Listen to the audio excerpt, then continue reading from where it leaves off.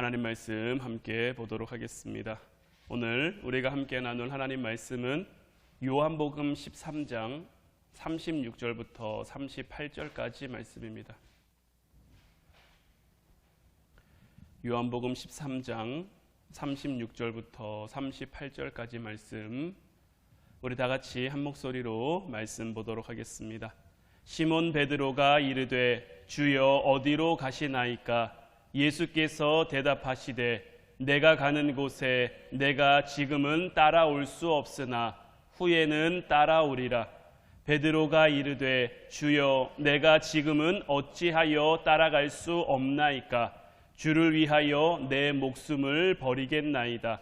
예수께서 대답하시되 내가 나를 위하여 내 목숨을 버리겠느냐? 내가 진실로 진실로 내게 이르노니 닭 울기 전에 내가 3번 나를 부인하리라. 아멘.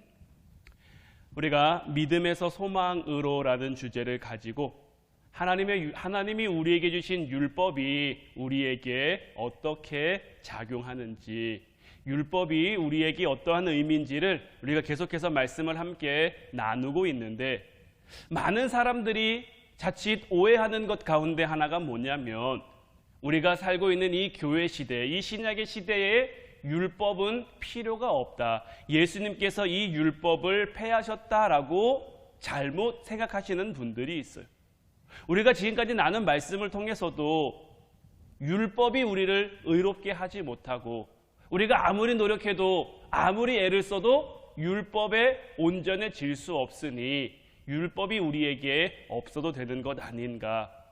거기다가 이제는 율법의 시대가 아니라 복음의 시대고, 복음의 시대를 통해 하나님 우리에게 은혜 주시니 더 이상 율법이 율법으로서의 기능을 할 수 없는 것 아닌가라고 잘못 생각할 수도 있는데, 로마서 3장 31절 말씀을 보면 그런즉 우리가 믿음으로 말미암아 율법을 파기하느냐? 그럴 수 없느니라. 도리어 율법을 굳게 세우느니라 라고 되어 있어요.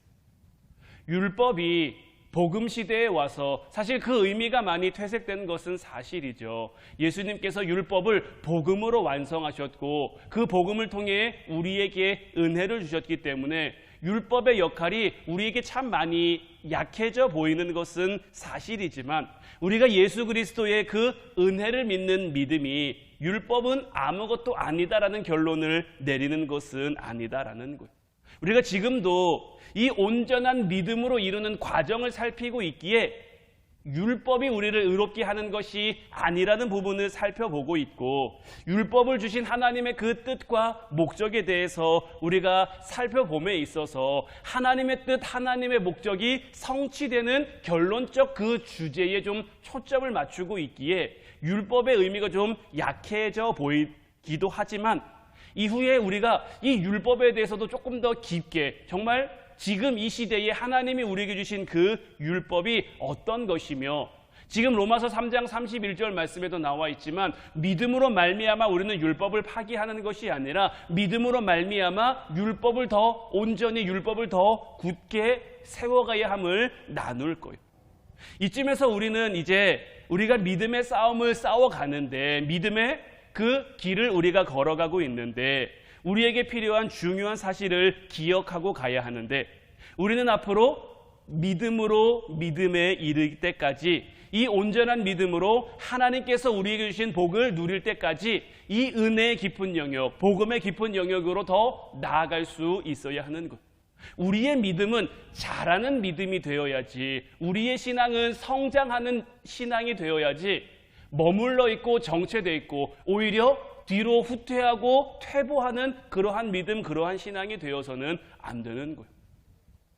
여러분들, 화단에 그 꽃을 심고요, 꽃을 잘 관리해주면 그 꽃은 당연히 자라게 돼 있어요.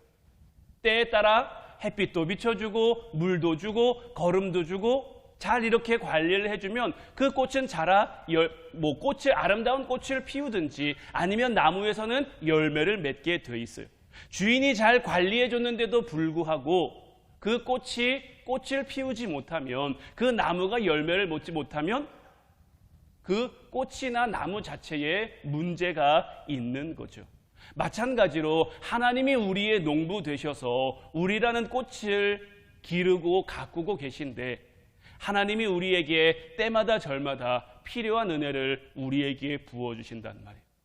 우리가 믿음으로 구하고 믿음으로 나아가고 소망 가운데 우리의 삶을 살아가면 하나님께서 우리의 삶을 헤아려 주시고 인도해 주시고 이끌어 주셔서 우리가 믿음의 열매, 신앙의 열매, 감사의 열매, 기도의 열매를 얼마든지 맺을 수 있도록 아름다운 꽃을 피울 수 있도록 우리의 삶을 이끌어 주신단 말이에요. 그럼에도 우리의 삶 가운데 꽃을 피우지 못한다? 우리의 삶 가운데 열매를 맺지 못한다? 우리의 삶을 다시 돌아볼 필요가 있는 거죠. 그때 우리가 뭘 믿고 있는지, 뭘 보고 있는지 정확하게 정리하고 있어야 하는 거예요. 하나님께서 우리에게 무엇을 믿으라고 말씀하셨는지 그 하나님의 말씀에 더욱 귀를 기울여야 되는 거예요. 이스라엘 백성들 하나님의 백성이죠. 하나님 믿었죠. 하나님의 백성이 하나님을 믿었어요. 그런데 그들이 하나님을 믿으면서 무엇을 더 바라봤습니까? 하나님을 더 바라본 것이 아니라 세상을 더 바라봤고요. 우상을 더 바라봤고요. 그러니까 그들 가운데 하나님이 주시고자 하는 그 의의 열매, 믿음의 열매, 은혜의 열매들이 맺혀지지 못하는 거예요. 아담이 선악과를 먹었습니다. 하와가 선악과를 먹었어요. 이들은 선악과를 왜 먹었습니까? 하나님의 말씀에 귀 기울이며 하나님이 그들에게 무엇을 원하는지 그들이 온전히 깨달을 수 있어야 되는데 사단의 유혹 앞에 그냥 홀랑 넘어가 버린 거죠. 오늘날도 우리를 향해 우리를 시험하는 사단의 유혹, 사단의 시험이 얼마나 많을까요? 때로는 우리가 시험인지도 모르고 넘어갈 때가 참 많을 거예요. 우리를 유혹했는데 유혹한지도 모르고 그냥 의뢰하는 거니까, 당연한 거니까, 마땅히 우리가 이랬던 거니까 그냥 아무것도 아닌 것처럼 여기며 지나가는 것들도 우리의 삶 가운데 굉장히 많을 거예요. 그래서 우리는 더더욱 우리가 뭘 믿고 있는지, 뭘 바라고 있는지, 뭘 쳐다보고 있는지 그것을 분명하고 명확하게 정리하고 있어야 하는 거예요. 그래야 사단의 거짓과 사단의 속임의 공격 앞에서 우리가 헷갈리거나 방황하지 않고 하나님께로 나아갈 수가 있는 거죠. 로마서 6장 1절 말씀을 보면 그런즉 우리가 무슨 말을 하리요? 은혜를 더하게 하려고 죄에 거하겠느냐? 이 말씀은 율법의 역할을 사도 바울이 얘기함에 있어서 율법은 우리의 죄를 드러나게 한다. 그런데 우리의 죄가 드러나야 하나님의 은혜를 더 온전히 깨달을 수 있다라고 얘기를 하니까 이 말씀을 들은 사람이 뭐라고 생각하고 뭐라고 받아들였냐면 죄가 드러나야 하나님의 은혜가 된다라고 하니까 그럼 내가 은혜 가운데 거하려면 뭐가 있어야 된다라고 생각하는 거예요? 죄가 있어야 된다라고 생각하는 거죠. 그러면 내가 죄를 지어도 내가 죄 가운데 있어도 나는 하나님의 은혜를 더 누리기 위해 지금 이 자리에 있는 거야 라고 스스로를 좀 변명하며 스스로 핑계하며 그렇게 말하는 사람들이 있었거든요. 이 말을 교묘하게 자기 합리화에 사용하고 자기를 변명하는 데 사용하는 사람들이 있기에 사도 바울은 분명하게 말하고 있는 거예요. 은혜를 더하게 하려고 죄에 거하게 있느냐? 그러니까 사도 바울은 자기가 믿은 바에 대해서 명확하게 그 내용을 제시함으로 있어서 사단의 유혹이나 사단의 속임에서 우리가 넘어지지 않고 흔들리지 않을 수 있음을 이야기하고 있는 거죠. 우리도 우리의 삶 가운데 말씀드린 것처럼 온전한 믿음의 여행을 떠남에 있어서 우리를 그 자리로 나아가지 못하도록 하는 수많은 사단의 속임과 유혹이 있을 것인데 우리가 그러한 것들에 흔들리지 않으려면 우리를 향해 말씀하시는 그 하나님의 말씀 가운데 우리가 명확히 거해 있어야 되고 그 말씀을 명확하게 붙들고 있어야 하는 것. 그래서 그 믿는 거에 대한 내용이 우리 가운데 확실하게 정리되어 있어야 하는 거죠. 우리가 지난 이틀간의 시간을 통해서 함께 나눴던 말씀을 통해 우리가 율법으로 받은 선고로 인하여 나 스스로 믿는 그 내가 스스로 믿음으로 말미암아 하는 모든 노력들이 나를 의롭게 할 수 없으며 또한 그로 인해 정말 내 믿음이 부도 내려진 것처럼 때로는 그렇게 절망 가운데 우리가 거할 때가 있음을 말씀드렸어요. 그런데 이러한 부분들이 참 신기하게 우리에게만 나타난 것이 아니라 예수님과 함께 공생의 사역을 함께했던 그 제자들 역시 이러한 길을 지나갔음을 볼 수가 있어요. 대표적으로 예수님의 수제자였던 베드로는 늘 실수하고 늘 넘어지는 모습을 우리에게 보여주어서 때로는 우리를 위로하고 때로는 우리에게 힘이 되는 그러한 인물이기도 하죠. 예수님께서 베드로를 어떻게 읽으셨습니까? 어부였던 베드로를 예수님께서 부르셨죠. 내가 너를 사람을 낚는 어부가 되게 하겠다. 베드로는 열정 있는 사람이었고요. 의리가 뭔지 아는 사람이었어요. 늘 앞장서서 예수님을 따라다녔고요. 때로는 그러다 보니까 열정이 넘쳐서 좀 오바해서 예수님께 혼나기도 했지만 방망이를 많이 휘두르면 홈런이 된다는 말이 있는 것처럼 베드로 또한 가끔씩 이러한 잦은 열정 앞에 정말 예수님께 칭찬 들을 만한 그러한 말을 하기도 했죠. 마태복음 16장 16절 말씀을 보면 시몬 베드로가 대답하여 이르되 주는 그리스도시요 살아계신 하나님의 아들이시니이다. 요한복음 6장 68절 말씀에서도 시몬 베드로가 대답하되 주여 영생의 말씀이 주께 있사오니 우리가 누구에게로 가오리까. 베드로는 정말 열정 넘치게 헌신적으로 예수님을 따라다녔고요. 또한 예수님을 너무너무 사랑하는 그러한 인물이었어요. 또한 예수님께서도 그의 마음, 그의 열정을 아셨기에 특별히 모든 예수님이 가시는 곳마다 베드로를 데리고 다녔죠. 그런데 오늘 말씀은 이제 이런 베드로의 열정 가운데 어떻게 보면 예수님이 좀 찬물을 끼얹고 있는 그러한 장면이에요. 오늘 본문 다시 보면 시몬 베드로가 이르되 주여 어디로 가시나이까. 예수께서 대답하시되 내가 가는 곳에 내가 지금은 따라올 수 없으나 후에는 따라오리라. 베드로가 이르되 주여 내가 지금은 어찌하여 따라갈 수 없나이까. 주를 위하여 내 목숨을 버리겠나이다. 예수께서 대답하시되 내가 나를 위하여 내 목숨을 버리겠느냐. 내가 진실로 진실로 내게 이르노니 닭 울기 전에 내가 3번 나를 부인하리라. 베드로가 37절 말씀을 보면 주여 내가 지금은 어찌하여 따라갈 수 없습니까? 주님을 위해서라면 나는 목숨도 버릴 수 있습니다 라고 고백하고 있는데 베드로의 이 고백은 진심일까요? 아니면 가짜일까요?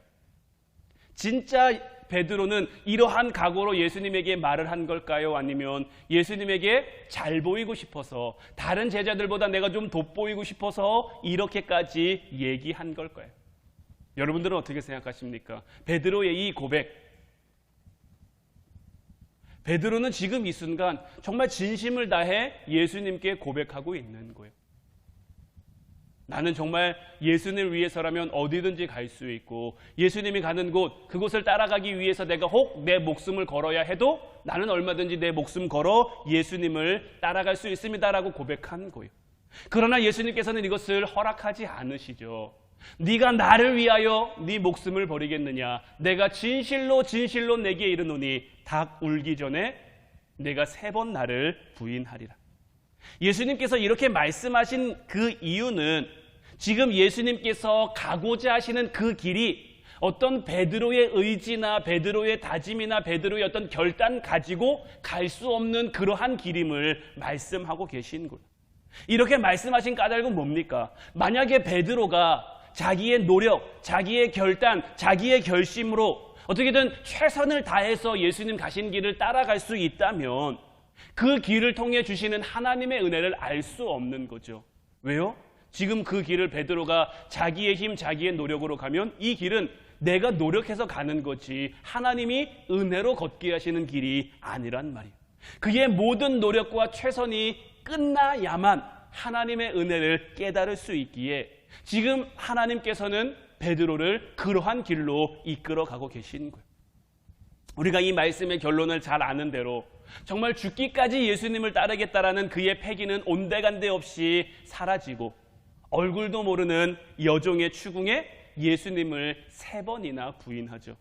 그냥 예수님을 모른다 부인한 것이 아니라 예수님을 욕하기도 하고 예수님을 저주하기도 하면서 예수님을 부인했단 말이에요. 자기가 이렇게 말이라도 안 저질렀으면 내가 예수님을 위해서 죽을 수도 있습니다. 이렇게 말이라도 안 해놨으면 중간이라도 갔을 텐데 예수님을 향한 그의 열정, 예수님을 향한 그의 사랑이 컸기에 이런 나약한 자기의 모습 앞에, 이렇게 연약한 자기의 모습 앞에 베드로가 느끼는 비참함은 정말 이루 말할 수 없었을 거예요. 이렇게 믿음의 부도가 내려진 그 베드로에게 예수님이 찾아오신 것. 아무것도 할 수 없는 그 베드로에게 예수님이 찾아오셔서 하나님의 은혜를 알려주시는 거죠. 요한복음 21장 1절 말씀을 보면 참 이 말씀이 저는 참 묘해요. 그 후에 예수께서 디베랴 호수에서 또 제자들에게 자기를 나타내셨으니 나타내신 일은 이러하니라. 지금 예수님의 제자들, 이건 지금 예수님께서 부활하신 이후의 일이잖아요. 예수님이 십자가에 달려 돌아가시고 예수님이 말씀하신 대로 부활하셨어요. 그리고 지금 제자들에게 몇 번째 나타나시는 겁니까? 지금 베드로는 부활하신 예수님을 몇 번째 보는 거죠? 먼저는 제자들이 다락방에 모여 있을 때, 도마는 없는 그 자리에서 예수님이 나타나셨을 때 베드로가 이미 한번 예수님을 봤어요. 그리고 또 도마가 함께 있을 때, 도마가 예수님의 손바닥이나 옆구리에 그 창자국을 만졌을 때도 베드로는 예수님을 봤어요. 이때는 더욱 확실히 예수님이 살아나셨구나를 알 수 있는 것은 도마를 통해서 예수님이 육체도 있고 같이 드시기도 한다는 것을 알았으니까, 와, 예수님이 말씀하신 대로 정말 살아나셨네. 그런데 이미 적어도 최소한 2번은 예수님을 만났는데, 부활하신 예수님을 만났는데, 이 요한복음 21장에 베드로는 뭐 하고 있습니까? 다 버리고 다 내팽개치고 디베랴 호수로 가서 물고기 잡고 있는 거예요. 예수님께서 그를 사람을 낚는 어부, 예수님의 사도로 부르셨는데, 오늘날로 말하면 목회자로 베드로를 부르셨는데, 자기가 영적으로 탈진되어 있다고 모든 거 다 내팽개쳐 놓고 그냥 바닷가로 도망가서 물고기 잡고 있는 거죠. 만약에 요즘에 이런 목사님이 있다면 어떻게 될까요? 아마 어떤 교회에서도 이런 목사님은 설 자리가 없겠죠. 그런데 오늘 이 말씀을 통해서 예수님이 우리에게 보여주시는 것, 예수께서 디베랴 호수에서 또 제자들에게 낙심하고 실망하고 정말 믿음의 부도가 나서 아무것도 할 수 없는 그 제자들에게, 특별히 베드로에게 예수님이 자기를 나타내셔서 예수님의 사랑, 예수님의 은혜, 예수님의 복음을 전해주고 있는 거죠. 그리고 난 후 예수님께서는 하늘로 승천하셨죠. 그러니까 이 말씀들의 흐름을 우리가 가만히 살펴보면 예수님께서는요, 제자들을 키워놓고 제자들을 양육해놓고 이들이 가장 강할 때, 이들이 가장 완전할 때, 이들이 가장 온전할 때 안심하며 그들을 떠나는 것이 아니라, 그들이 정말 낙심도 해보고 절망도 해보고 스스로는 아무것도 할 수 없는 그러한 나약하고 연약한 존재임을 깨달았을 때, 그때 예수님께서 그들을 떠나셨다라는 거예요. 그러니까 이것을 통해 예수님은 그들의 마음에 무엇을 새기시는 겁니까? 오직 주님의 은혜가 아니면 나는 아무것도 아니구나.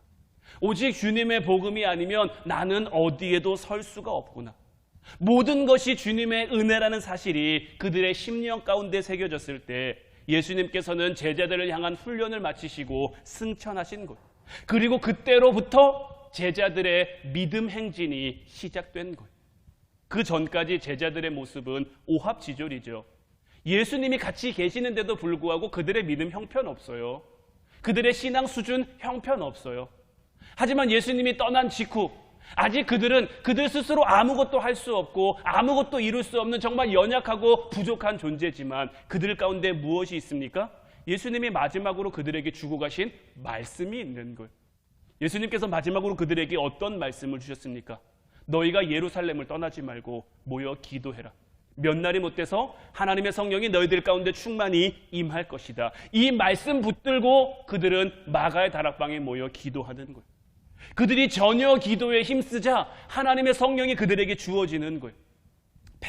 패배자 같았던 그들이고 실패자 같았던 그들이지만 하나님의 성령이 그들 가운데, 하나님의 말씀 가운데 그들이 거하고 있으니까 아무것도 할 수 없을 줄 알았던 그들을 통해 사도행전의 역사가 시작되는 거죠.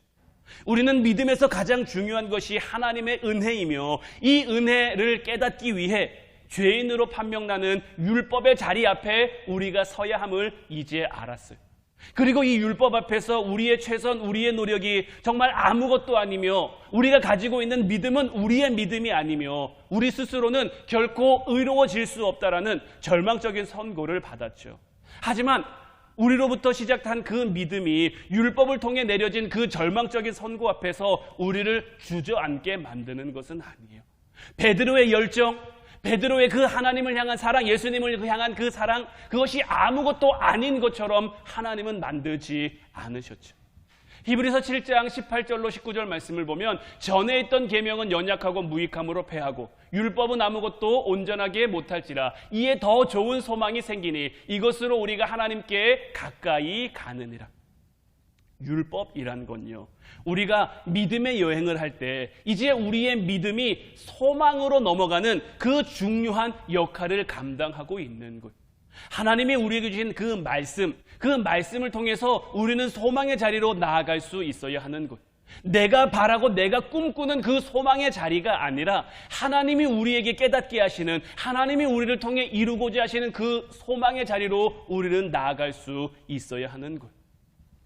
예수님께서 베드로에게 마지막으로 하신 말씀이 무엇입니까? 네가 젊어서는 스스로 띠띠고 네가 원하는 곳으로 다녔지만 이제는 남이 너에게 띠띠우고 네가 원치 않은 곳으로 너를 데려갈 것이라. 여러 가지 의미를 담아 예수님께서 베드로에게 주신 말씀입니다마는 이제 베드로는 더 이상 자기의 뜻과 자기의 의지를 가지고 사는 게 아니죠. 하나님이 그에게 보여주신 그 길을 따라 걸어가는 삶을 사는 것. 사도 바울 역시 마찬가지죠. 그가 폭행자로, 비방자로, 박해자로 서 있을 때는 그가 하고 싶은 대로, 이것이 정말 하나님을 위한 거라는 자기의 착각 속에, 자기의 교만 속에 살았죠. 그러나 다메섹 도상에서 예수님을 만난 이후로는 자기의 뜻, 자기의 생각, 자기의 마음대로 그의 삶을 살아가는 것이 아니라 하나님이 그에게 보여주신 그 믿음의 길을 그는 걸어간 거예요. 우리보다 앞서간 신앙의 선조들이 우리에게 보여주는 모습들, 아브라함으로부터 시작된 그 믿음의 여정들이 우리에게 보여주는 것이 바로 이와 같은 거예요. 아브라함도 자기가 원하는 곳으로 간 것이 아니에요. 하나님이 그에게 보여주신 곳으로 간 거예요. 출애굽한 이스라엘 백성들, 그들이 원하는 곳으로 간 것이 아니에요. 하나님께서 구름 기둥과 불 기둥으로 그들을 인도하시는 대로 그들은 따라간 거예요. 그런데 우리가 분명히 기억해야 될 것은 무엇입니까? 하나님이 인도하신 그 길 끝에 무엇이 그들을 기다렸습니까? 하나님은 그들을 위해 무엇을 예비해 두셨습니까? 누구도 누릴 수 없는, 누구도 감히 상상할 수 없는 풍성한 은혜와 축복을 예비해 두셨다라는 거예요. 아브라함에게 우리가 훗날 아브라함을 만날 수 있어서 아브라함, 당신의 삶은 어땠습니까? 당신의 삶은 행복한 삶이었습니까? 묻는다면 아브라함은 뭐라고 대답할까요? 모세에 가서 모세님, 당신의 삶은 행복했습니까? 다윗에게 다윗 왕이여, 당신의 삶은 행복했습니까? 예수님의 제자들에게 당신의 삶은 행복했습니까? 사도 바울에게 당신의 삶은 행복했습니까? 이렇게 묻는다면 그들은 우리에게 무엇이라고 답할까요? 아니요, 내 삶은 너무 힘들었습니다. 너무 괴로웠습니다. 너무 아팠습니다. 이렇게 대답할까요? 아마 그들은 때로는 힘든 일도 있었지만, 때로는 어려운 과정도 있었지만 그 길 끝에 하나님이 나를 향해 예비해 둔 것이 있기에, 내가 믿음으로 그것을 바라보기에, 그것이라는 그 하나님의 말씀, 하나님의 약속이라는 소망이 나에게 있기에 나는 그 길을 기쁘게 갈 수 있었고, 내가 그 길을 걷는 동안 그 힘듦 중에, 그 어려움 중에 하나님은 나를 홀로 내버려 두지 않으시고 늘 나와 함께 해주셨고, 나와 함께 하시며 나를 위로하시고 나에게 힘 주시고 나의 능력 주셨기에 나는 정말 기쁘고 감사하게 내 삶을 살 수 있었습니다라고 아마 그들 모두가 공통적으로 이야기할 거예요. 이제 저는 여러분들에게 한번 묻고 싶어요. 지금 여러분들이 살고 있는 여러분들의 삶은 행복하십니까? 지금 여러분들이 걷고 있는 길은 행복한 길이십니까? 여러분들은 뭐라고 답변하실 것 같으십니까? 우리가 하나님 안에 거하고 하나님의 말씀이 우리 안에 있다면 우리가 지금 처해 있는 상황이 중요한 게 아니고요. 우리가 지금 걷고 있는 이 길이 중요한 게 아니고요. 이 과정이 중요한 게 아니고요. 이것을 통해 하나님의 은혜를 더욱 우리를 깨닫게 하실 거고요. 이것을 통해 하나님의 사랑을 우리가 더욱 누리게 하실 것이고요. 그래서 우리의 삶 가운데 늘 감사가 충만하게, 은혜가 풍성하게, 하나님의 사랑과 축복이 가득하게 우리의 삶을 이끌어 주실 줄로 믿어요. 이제 정말 믿음의 율법을 통해 하나님의 은혜를 깨닫는 그 소망의 자리로 이끌을 이제 우리가 온전히 믿음으로 하나님의 말씀을 통해 소망의 자리로 나아갈 수 있는, 이제 우리의 믿음을 통해 소망의 자리로 나아갈 수 있는 저와 여러분들 되시기를 주님의 이름으로 축원해 드립니다. 이제 우리 같이 찬양하고 기도할 텐데, 오늘은 하늘 소망이라는 찬양 여러분들과 함께 나누고 싶어요. 이 찬양의 가사를 보면 나 지금은 비록 땅을 벗하며 살지라도 내 영혼은 저 하늘을 디디며 사네. 내 주님 계신 눈물 없는 곳 저 하늘에 숨겨둔 내 소망 있네. 보고픈 얼굴들 그리는 이름들 많이 생각나. 때론 가슴 터지도록 기다려지는 곳. 내 아버지 넓은 품 날 맞으시는 저 하늘에 쌓아둔 내 소망 있네. 주님 그 나라에 이를 때까지 순례의 걸음 멈추지 않으며 어떤 시련이 와도 나 두렵지 않네. 왜요? 주님과 함께 이 길을 걷고 있으니까요. 정말 이 찬양을 오늘 우리들의 고백을 삼아 함께 찬양하고 또한 뜨겁게 같이 기도하도록 하겠습니다.